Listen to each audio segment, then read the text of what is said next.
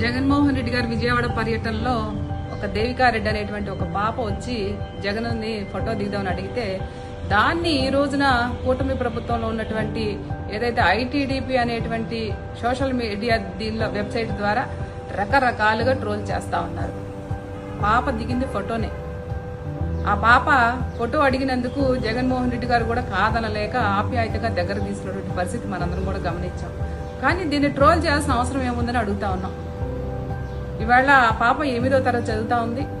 ఆ పాపకు ఓటు హక్కు కూడా ఏమీ లేదు. ఆ పాప ఓటు ఎవరికి ఇస్తుందో కూడా తెలియనటువంటి పరిస్థితి. మనకు అసలు ఇప్పుడు ఓట్లు కూడా లేవు.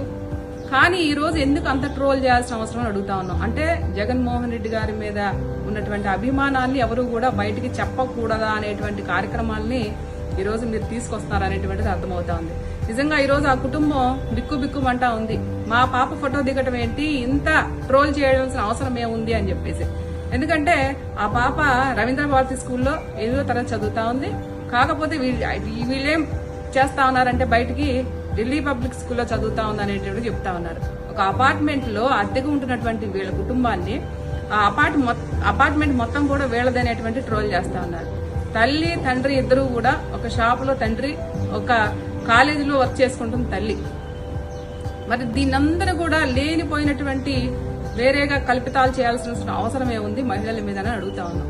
అలాగే నిన్నగాక మొన్న ఒక సంఘటన జరిగింది. కాలేజీల్లోకి ఎవరో తొంగి చూస్తా ఉన్నారు మగవాళ్ళు అనేటువంటిది బయటకు వచ్చింది. నేను ఎవరైతే ఈ ట్రోల్ చేసేటువంటి సైకోలకు నేను ఒకటే చెప్తా ఉన్నా, ఎక్కడైతే ఈ ఇన్సిడెంట్ జరిగిందో మహిళలను బాత్రూముల్లో తొంగి చూసేటువంటి వెధవల్ని, అలాగే ఏదైతే బాత్రూముల్లో కెమెరాలు పెట్టినటువంటి వెధవల్ని పట్టుకోండి. మీరు ఆ ప్రయత్నం చేయండి. మహిళలకు అండగా ఉండండి, మహిళలకు రక్షణ కల్పించండి. అంతేగాని జగన్మోహన్ రెడ్డి గారితో ఫోటో దిగినంత మాత్రాన ఈ రోజు ఆ కుటుంబాన్ని ఇంత ట్రోల్ చేయాల్సిన అవసరం లేదని తెలియజేస్తాను.